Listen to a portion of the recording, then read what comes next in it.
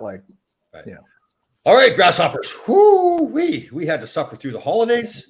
Santa Claus coming and going, all the pies, all the cakes, all the cookies, all the relatives that we love so much, just so we could get to the other side. And here we are today with the great Mark Putton Vick, totally selfless. He would prefer to have no shirt on, but there he is with a sweatshirt. How you doing, brother? How was your holidays? It was really good. How about you? Good. Yeah. You know what? And I have no complaints at all. I love my life. You know that. But I'm busy all the time too. And I'm always out talking to people, doing shows in Arizona, Santa Claus for the Rangers. So my boys have gone out of town, and I'm so proud of them because usually our Christmas and Thanksgivings have been here. And in fairness to the girls, Leah, my daughter-in-law, her family's down in Naples, Florida. Cody's girlfriend, Val, her family's in Ohio. So they took them away. So I was by myself. So I know people felt bad for me in some ways, but in other ways, I kind of felt like, okay, I'm going to take this opportunity to just shut it down, not talk to anybody. Yeah. And it was pretty interesting. You realize how much, and again, I have no complaints about my life whatsoever. I love talking to people, love helping people. Yeah. The only bad thing is talking to you all the time, but other than that. Well, there is that odd moment that it's pretty bad, yeah. So the time alone was pretty interesting, but it did feel like once it was done, I say, okay, I need to talk to some people about this. Yeah, I actually did that one probably about 15 years ago. For whatever reason, I think there might have been some bad weather involved. And my mom and dad were still alive, and they used to go to my sister's in Connecticut. Yeah. So they were already up there. And I couldn't get to the kids or whatever it was, and I was home the whole day, and it was like you said, it was different. Yeah. It was good because it's self-introspective. Yeah. Yeah, totally. You realize who the important people are in your life, and even how you want to get you want to get treated and stuff too. Like sometimes you get caught up. You and I both in kind of the same business where we're helping people all the time, and it's important for us also to make sure that we're getting. Oh yeah. Stuff and I also think I don't know if this is true for you, but sometimes for me, I can be in an environment for a while, like a holiday or a party or something, and then after a while, I start thinking, I got to go. I know. Oh yeah. Then did you even say goodbye, or did you just go ahead and leave? It depends where I am and who I'm with. Yeah, I know. Totally. Yeah. I'm typically especially if there's like a drinking setting, where people are loosening up a little bit. And if you go there and you start saying your goodbyes, you're never going to get out of there, right? No, come on. Yeah. So my son Ty, who moved to North Carolina probably about 2 months ago, he came home for the holidays. So it was good to see him. I saw the pictures. Hey, that's right. Yeah. Yeah, and then Sean lives in the city. He had to work Friday night, so I saw him Saturday. Saw them both Saturday. So, and then we went by. We just go to Beth's brother. Is he on Long Island? Or is they got a place? No, he owns a home in Southampton, but he also has one here in Bergen County. Yeah. Poor guy. Yeah. I know. Well, by the way, I think just so you know too, I will be winning the Powerball tonight, which is I think it will be like $300 million cash. So just I need a little dental work, so I might hit you up. Yeah, no problem. Hey, that's fine. Just let me get all the tax stuff straightened away and we'll get it taken care of. By the way, and I know you're a very humble guy, but what I saw what you did, it was amazing. It was really cool stuff. I know you feel the same way. It's one of those things, and we've done many events together. Like swim across the Hudson and everything. It is definitely one of those events when you go there. Obviously, you're trying to help other people, right? But you get so much from it when you're done. You almost feel selfish. You feel so much better about yourself. So it was really Chris Kreider. He won for the Rangers. Obviously, paid for all the presents. Garden of Dreams put the whole thing together. There's 2 families who had lost young ones to cancer. The second home we went to, I did not realize, and I don't think anybody really realized, but I had done a clinic up near Poughkeepsie or something 2 years ago, and the young girl who they had lost to cancer had been at the clinic and got several pictures taken with me and everything. And I guess we hit it off at the event, so she had pictures of me in her bedroom. So it was pretty emotional. Yes, I bet. Yeah. Well, and I do one thing I do want to mention though, like because I'm in the Filipino martial arts is basically primarily an edged weapon system, right? And I saw you trying to handle those scissors. I'm like, did you see those scissors? Oh my God, you need a license, like a year of training to deal with those. Yeah, you want to train up a little bit before you. And obviously the guy that owns the store, they're really nice people too. It's All Together Now toy store in Tarrytown, New York. If you have to get stuff, fantastic. Robin is the woman there, the wife, and Matt is her husband. They have a store. And they have another store in Mount Kisco or something like that too as well. Okay, yeah. But so I thought of this after my brilliant sense of humor, right? I should have used it on the show. Matt Man and Robin. Get it? Matt Man and Robin. I like it. Yeah. Came to me too late after the show's already done, as most things do. That's just the way it works. Yeah, I'm familiar with that. Very familiar. How's Beth and everything during the holidays? She had a good time? Yeah. Oh, yeah. She had a great time. I mean, well, she was with you, right? Yeah. How can you not have a great time? The way you said that was like, of course she had a good time. She was with me. Yeah. She may differ, but that's my opinion anyhow. I'm sticking to it. Yeah, definitely. So yeah, Christmas Eve or Christmas night, we were at her brother's house, had a nice dinner. He bought a prime rib rack that could feed like 17 people. I don't know. Oh. How do you cook that? What do you do? A convection oven. I think it's like, I want to say 400 degrees. Like I'm sorry, 550 first. Like I guess because you want to sear it kind of in the oven, and then you kick down the heat to 350, and it's like 2 hours basically. So what those kind of meats? The prime rib. So do you cook it to the point like where it's like 200 degrees, or you still want pink inside? I forget. Yeah, so it's prime rib is what it is. Right. Yeah. Before you slice it. Or after you slice it, and I like it pink and kind of medium rare. So stop. I know you, but anyhow, I forget what the temperature. I want to say 160 or 175, somewhere around there. But it was really good. I mean, but I made a roast recently in the slow cooker, and in those kind of things, I think you get the temperature up to around 200 to get it to fall apart like that. Yeah. I've been watching a lot of that slow cooking stuff where you like for 50, like the smoker, which I don't have, but obviously 15 hours, 10 hours where the meat just kind of falls apart. Yeah. Oh, those cooking shows where they do that. Oh, the brisket and everything. It's all charbroiled on the outside. Yeah. Oh. Yeah. So yeah, I mean, that rack was huge. I don't know what he paid for it, probably a ridiculous amount, but it was good. It was well worth it. But that's it. No red meat now for probably a week. We're getting critiqued here by the great Ron Greshner. You two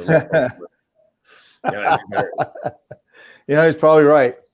He's probably right. He can't even spell his own name anymore. What are you talking about? Gresh, how are you doing there, bud? All right, we want to talk a little bit of training here. Again, I should back up. Mark, as you should know by now, but there's a company called Patriot Training Systems, trains any military people, everybody. Has worked for the New York Rangers, New England Patriots, all that stuff.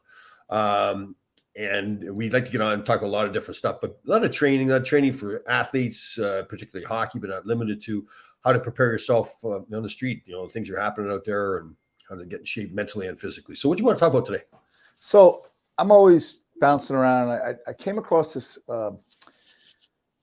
it's a concept that's been studied and it's been researched.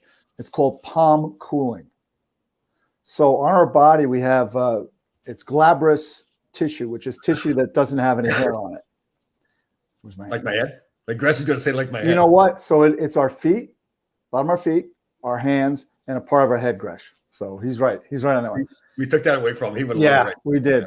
And it's actually the face, the higher part of the face. But so they did some research where they cooled the palms of the hands in between sets on a bench press for like 2 minutes. And I'll get into the details of what the temperature should be and all that kind of stuff. And what they found was that there was remarkable benefits to it in terms of maintaining your strength output and actually increasing it. So much so that it was remarkable. So it wasn't something that was statistically, insignificant. It was remarkable in the fact. It's called palm training? Palm cooling. So you're actually cooling. So like we have on this type of skin, a glabrous skin that has no hair. There's they're called arteriovenous aromastosis, which is the ability to hit a bundle of veins. And when it does, it cools those veins down. Right. And that sends a signal to your brain to release dopamine, which is a pain reduction. And what it also does, it kind of cools your blood, so to speak, so that your muscles don't overheat. So is that like the athletes do those ice baths after performance or something like that? That's a different ends to a means. That's to reduce inflammation after training. This is actually to increase training output. Oh, okay. So you'll be able to bench press more. If they've done research where they put they actually make cool gloves. You can buy them, and they're maintained at a certain temperature for 60 minutes, I think, or something like that. But for marathon runners, distance runners, they increase their aerobic capacity. for weight training. You increase your strength levels, and you don't fatigue as quickly, and that's the big thing. Your So what's the concept then? Like if you're not cooling down your muscles are overheating, basically. Gotcha. Is what it is. And when they overheat, your brain tells you to shut things down. Well, that's interesting. And that's where a little bit, yeah, it's really an interesting concept. And, I'm going to try it. I'm going to use the poor man method, which is basically just have a bucket of cool water. You don't want ice cold. You want ideally 57 degrees. I don't know how you reach that point without a thermometer, but cooler water. Stick them in for 2 minutes or so, 2-3 minutes in between sets. Dry your hands off and go back at it. Huh. It's interesting how they come up with new concepts all the time, right? Well, this actually came, I didn't mean to interrupt you, but this came out of DARPA, which is the Defense Department's like black ops for research and performance. Right. And they're always looking to find ways to increase performance of military. And that's kind of how they first they were doing palm heating, and then they went to palm cooling. They found out that this was possible through palm cooling. It's very interesting stuff. Right. I watched the Joe Rogan show months ago, and he had a scientist on talking about how like people will say, well, you told us before that it was this, and now it's this. Yeah. And he said, well, yeah, we're always learning new things as scientists, as people. He used the example that it was in recent years, like in the last 20 years, they found a new crater in Greenland that was like miles wide, showing that there must have been some catastrophic event. And we didn't know about that before. Well, that doesn't mean it wasn't there. It's just we hadn't known about it before. The ice melted, so now they can see it. So it's an example of, yes, we are always learning new things about our body. I use the example like, you and I are really into intermittent fasting. And I was talking to somebody the other day, and I want to be careful because they were trying to lose weight, and their dietitian or the trainer, whoever it was, had said to them they wanted to do more of that 5 meals a day mentality. I said, okay, I don't believe in that as much. I believe more of the intermittent fasting, but I viewed that as more of the old school mentality. And now we've learned more about how the body works. But again, that's our opinion. Doesn't mean that's right. Well, I guess what it comes down to also is what goal are we looking to achieve? Is it adding body mass? Well, if it's adding body mass, we have to consume more calories than we're taking in. Yeah. So. Yeah. I agree. Although with intermittent fasting, you can still gain body mass. Yes, I agree. Yeah. You're burning more body fat, but you're adding more muscle. Yeah. But it kind of goes to your point there about this palm cooling, where just because we never really knew about it that much before doesn't mean it's. Yeah, it's not voodoo stuff. I mean, there's research to back it. Now, is it a game changer? I don't know. But I think if we take a lot of little things and kind of throw them in together, it's like the old proverbial, throw enough stuff up on the wall, something will stick. Because everybody, so like even if you're going to go the anabolic route, which I totally am against, but people do.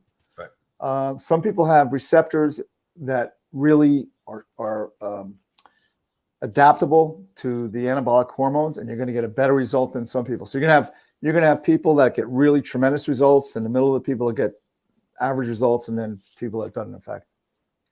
Interesting. Very cool. Very cool. Okay, really important stuff.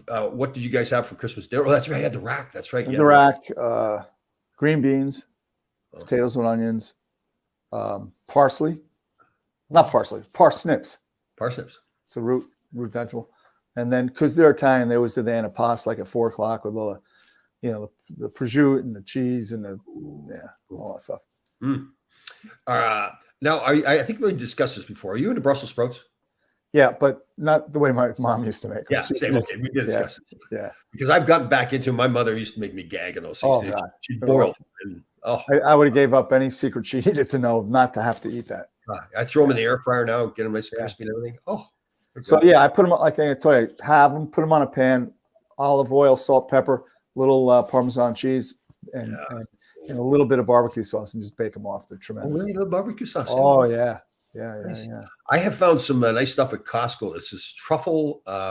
It's truffle, Parmesan cheese, and a little bit of salt in there altogether. That's a great thing to sprinkle on stuff like French fries and all that kind of stuff. Be careful, right? A little cheese in there. But that's not going to kill you. I actually broke down. I really have to open up to you. Can I trust in you? You just don't tell anybody else. Just you and I. Okay, so I typically make pies. I mean, the raspberry pie and apple pie. It's kind of a tradition. Again, the boys were not around. I got everything for the raspberry pie to be made. Christmas. So probably like on Thursday, I went to Costco. Yeah, they have these fantastic big apple pies for $10, huge. It's like feeds like 25 people. I'm exaggerating a little bit at 25, but so I had to buy the pie. I broke down and I bought the pie. And what's left of it? There's still half there. Not bad. Okay. Yeah, not bad. But it's the whole tradition thing. Yeah, I mean, you can't stop living just to live. I know. The boys come home in the middle of the week, so I think what I'll do is I'll make the raspberry pie for them. They can have the raspberry pie. Oh, yeah. Beth bought some. I'm not big on dessert, so I really so you just got away from that altogether. Yeah, I mean, an odd cookie here or there. I know a lot of my friends, they were complaining like, oh, just ate so much sugar this weekend. I don't know. I'm not into it. Were you before you got really healthy? Nah, never really like big dessert eater. Like, I think what's really, to me, if you put a piece of wedding cake with a lot of icing. Yeah. That's not nasty. Cake. Yeah. I do need to tell you though, back in the day, I get a big sleeve of Chips Ahoy cookies and a big glass of milk. Gone, huh? Yeah. Dip it in the milk. Oh God.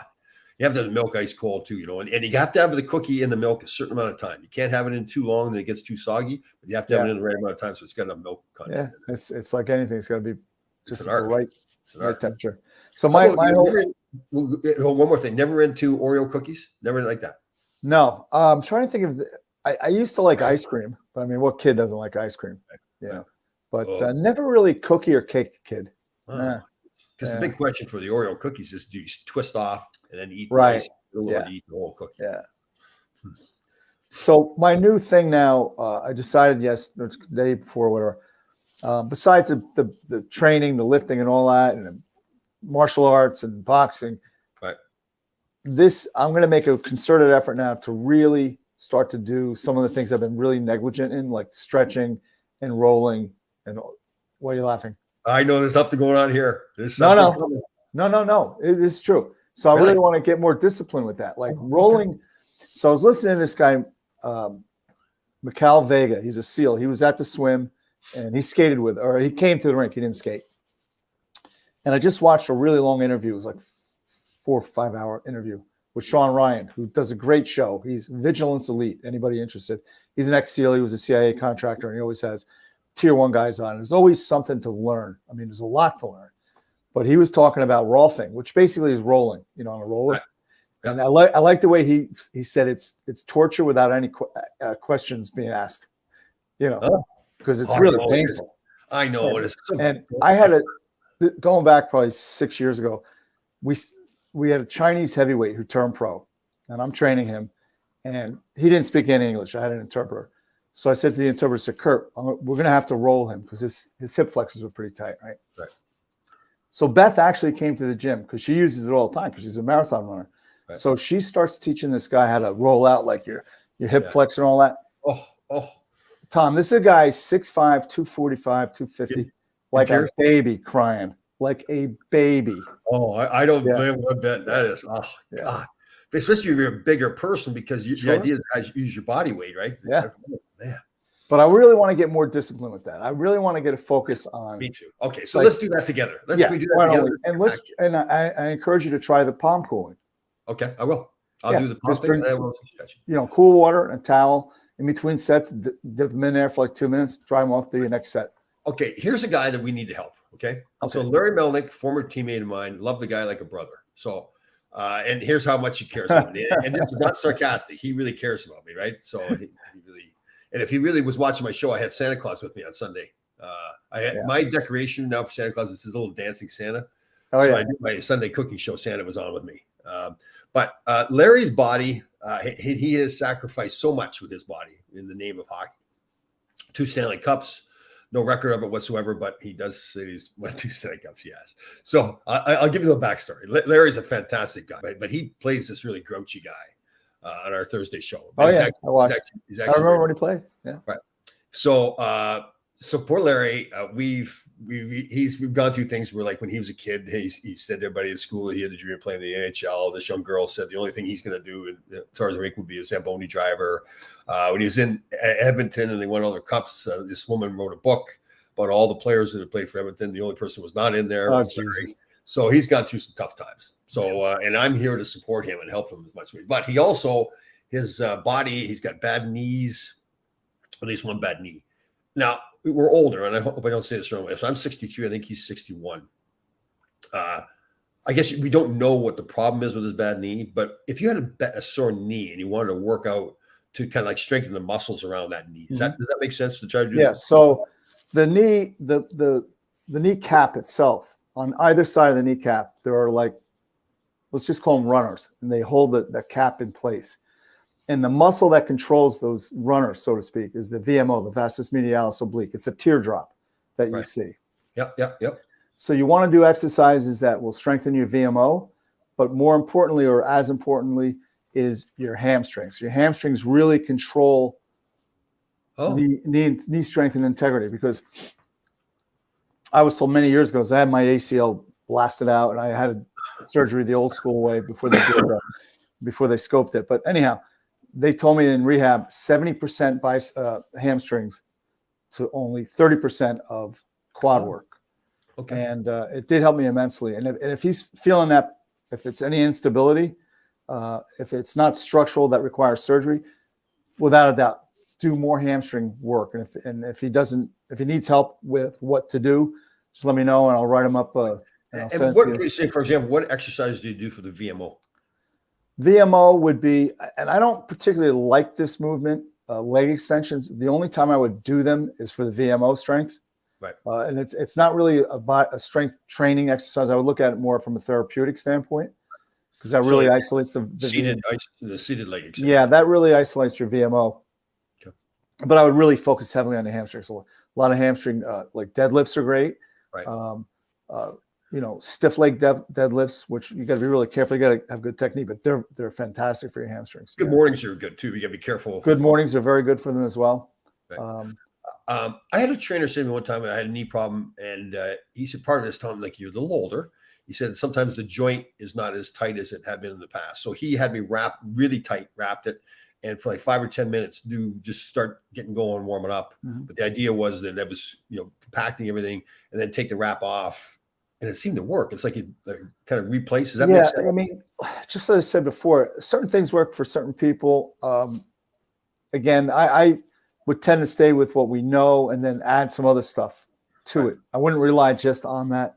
Like, again, you want to be kind of in the middle of what we do know does help, and then add some supplemental. So we don't want to say, okay, you were 61 or 63, you're just going to have bad knees. There's ways, even though you may already have a sore knee, you can now get back. Yeah. I really believe, and this is common sense, that if you stay active, you're less likely to have. I mean, you've been torn up. I've just kind of been abusive to my body over the years. And there's times when I move and I go, oh man, that hurt. Yeah. I remember going on the ice a couple months ago. I went to push off, and my right knee, I'm like, I never hurt this knee. So it's probably a little arthritis. Yeah. It's just age. But the more active you are, the more blood flow you have. And the more blood flow you have, you're bringing nutrients in for repair.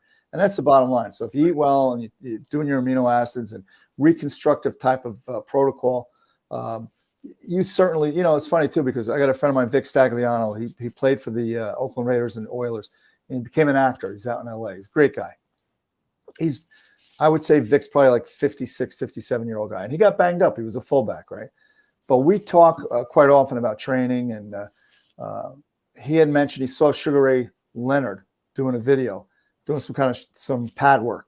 And he goes, Mark, you would destroy him. I said, wait, hold on a minute. Hold on one big moment. No. I said, he looks that way because he fought Tommy Hearns. He fought Roberto Duran, So I didn't. And so there's a big difference. And so it's the same thing with you guys that are ex-NHL players. You went through a period of 10 or 15 years or about that where you're just really abusing your body. Yeah, and you gotta maintain a high level of activity to your level, what you can do. And you're going to see that, again, you're going to have days you're just achy and stuff like that. But overall, you're going to see a great deficit when it comes to thinking about doing a knee replacements, hip replacements, and all that kind of stuff. Right. And so you're not saying, though, if somebody needs a hip replacement, well, I guess it's hard to really answer a question like that. Yeah, I mean, if a doctor says you need it, get a second opinion and then get it done. There are some things structural that just have to be repaired. Right. But for all of us that were really active with knees, especially, I really think just keeping mobile, keeping active, and it's going to help. And is it my imagination, or do you feel the same way, that there seems to be a lot more hip replacements and knee replacements now? It seems to be a bigger thing. Is it too much, you think? It's an easy thing to go through? You know, so there's two ways to look at it. You can say, well, guys, I'll give you a perfect example. So I tell you, I had reconstructive ACL done in 1984. So I've got the two big zipper cuts. I got a screw through my patella. And about 10 or 15 years ago, I go to my orthopedic surgeon because my knee was getting a little loose again. And he said, well, let me take a picture. And the screw's good. Like the screw didn't start to back out or anything. I said, well, if it gets any worse, what can we do? He said, well, let me tell you, I just got back from a 3-day seminar in Bermuda where they're promoting these carbon ligaments. And he said, the research showed that there was only a 2% difference in people that had the carbon ligament replacement as not. So do you want to have surgery, which is always risk of complications, for 2%, possibly a 2% increase? He goes, in the same breath, he goes, yet he didn't name a name, but there's a doctor in Montclair doing 5 a week. Right. Yeah, because they're probably $100,000 a pop. Yeah, totally. I agree. So you're kind of the guy I can go to now. Here's what I have to deal with here. So I'm constantly helping Larry with the stuff. In 2 months, I broke it down the scar tissue almost. If Tom would have asked. I ask constantly. I don't even have to ask because, like, we were on the last show we were on. He brought up the fact that he had gone out and tried to skate, and he just couldn't skate. His knee was so I already knew how the pain level was there. And here I am coming to you, a gentleman that I respect a ton about the physical body, and I'm trying to get answers for him. But again, I get criticized by Larry. So this is what I deal with from a mental standpoint. Maybe we do a show just on my mental outlook based on my dealings with Larry. It's tough. So what they're working out the scar tissue, probably doing some rolling, stuff like that. It's painful, but it works. Right. I mean, but it doesn't seem to. But his pain is still, like, he tried to go skate last week because I did listen to him talk about him trying to skate and he couldn't skate. Again, without knowing what did he? Hey, Larry, did you have cartilage damage? Did you have ligament damage, or is it just wearing over the years? I think it's more wear and tear, from what I understand. He'd gone to a doctor who said he didn't really need surgery. They felt with therapy that they could. So obviously that. The arthritis is a tough thing to get around, but they're all. I know that they're doing some injections of it's called synovial. It's an artificial synovial fluid, and synovial fluid is the lubrication in our joints. And he may want to look into that. Right. And Larry doesn't exaggerate. If he says something, this is exactly. Dr. Hall, laser ultrasound and exercise. Okay, 28 that's meals. good stuff. That's good stuff. Yeah. We should take a whole lot of faith in this because now it's Dr. Ho. It really wasn't Dr. Hall. It was as long as it's not that Chinese doctor, Fu Ling Yu. Stang Wang. Chung Wang? Is it Chung Wang? It's a Fu Ling Yu. Fu Ling Yu. Yeah. Or about the pilot. Did you hear what that pilot did? Oh, yeah. Yeah, fly too low? Yeah, fly too low. Yeah. Oh, we're going to get in trouble now. But anyway. Anytime Larry Mellick's involved. Yeah, you're in trouble. Larry, ask your doctor, though, about the artificial synovial fluid, because that may provide a little bit of relief, too, if it's arthritic. Yeah. You're welcome, Larry. You're welcome. You're welcome. So how are we looking at this week here? Am I getting the sense, like, getting on the roads and stuff is kind of quiet? Are most people not even working or anything on? So my son Sean's a bartender in the city. He said the city is a ghost town. Oh, is that right? And because of Omicron, and I know that I read an article in the Post, like restaurants were getting 15 to 20 cancellations, like a day leading, because Christmas Eve is a huge night for them.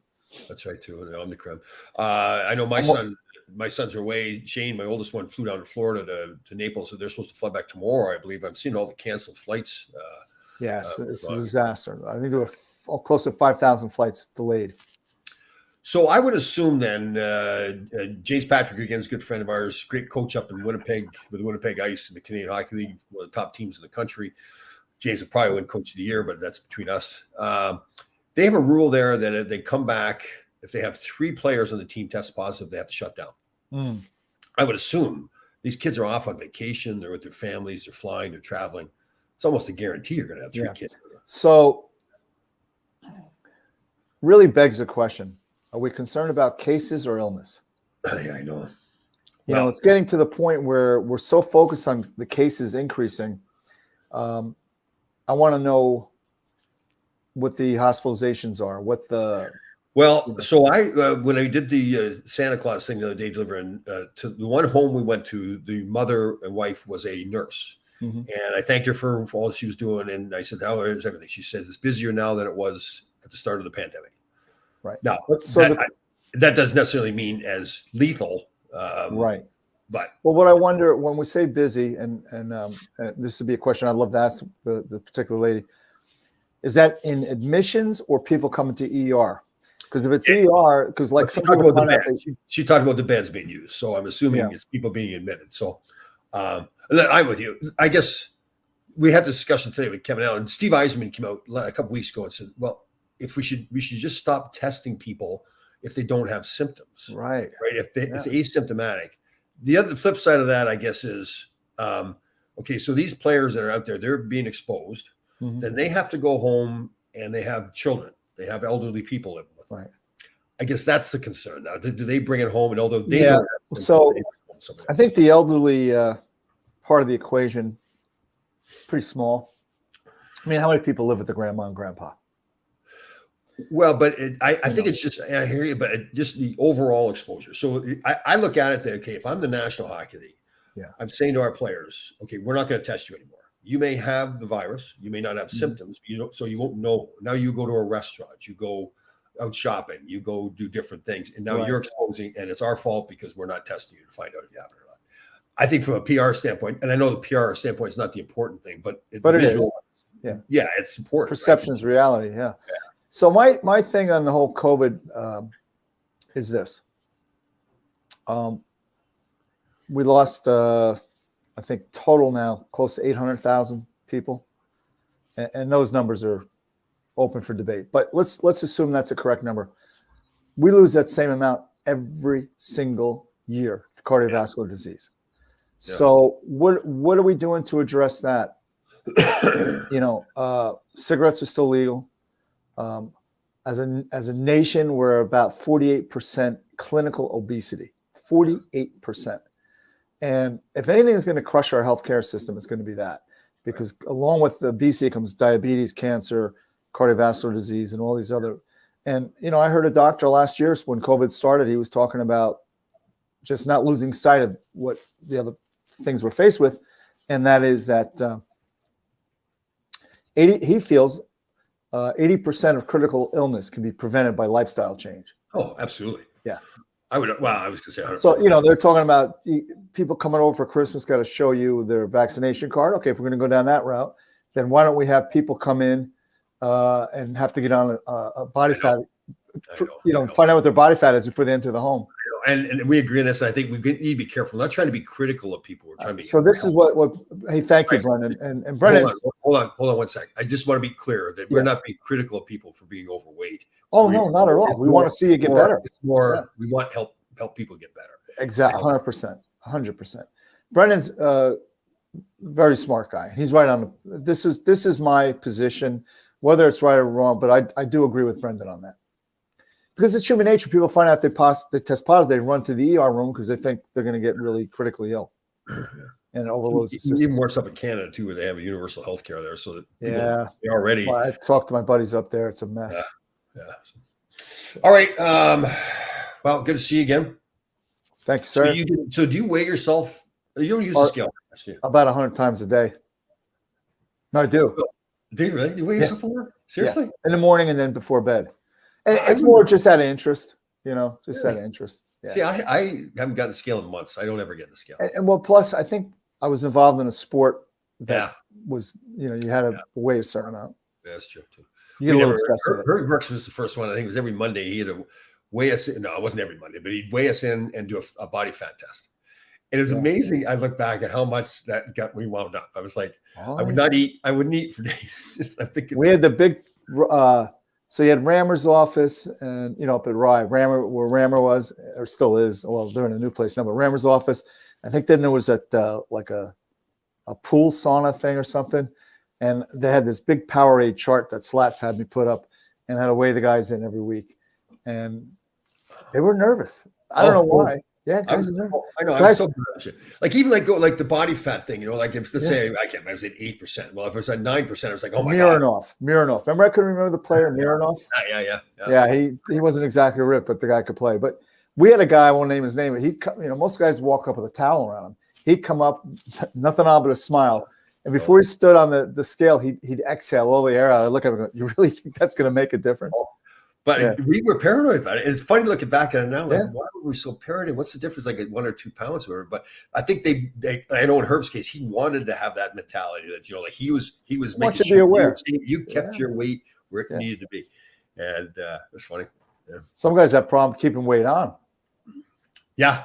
Like, Oh, my first year I came to training camp, I was in great shape. So I had the advantage after my senior year. I played the playoffs in New Haven, so I knew what I had to do. Came back in great shape, had a great training camp.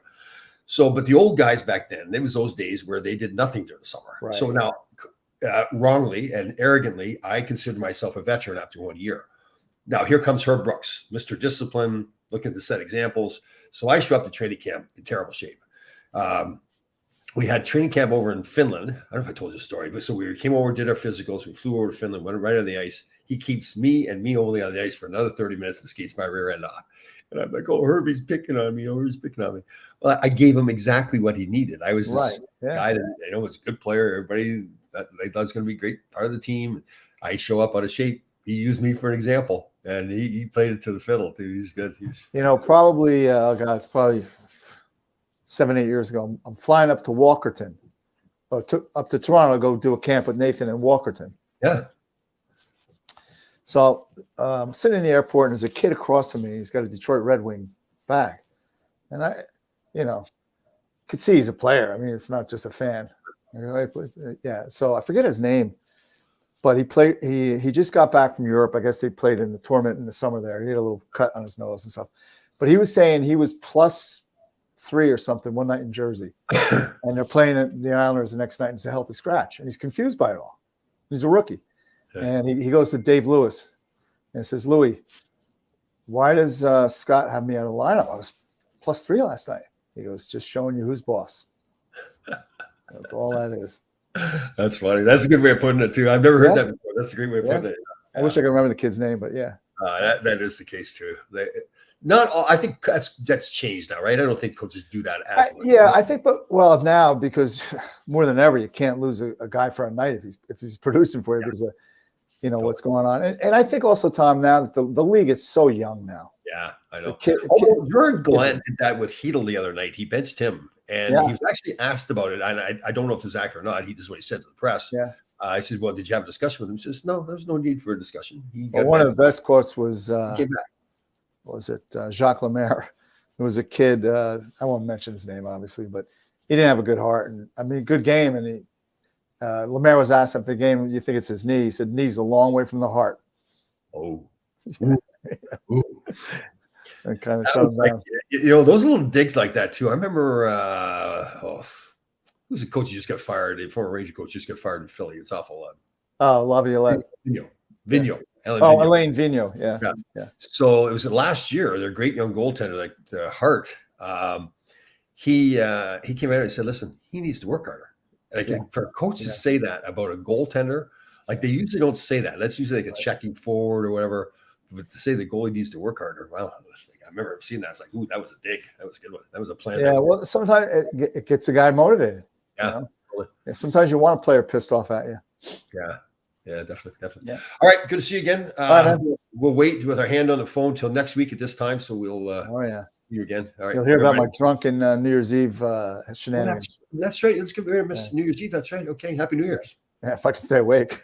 I know, same thing. I'll be asleep at 10 o'clock. No question. Yeah, you and me both. All right. Talk to you. All right.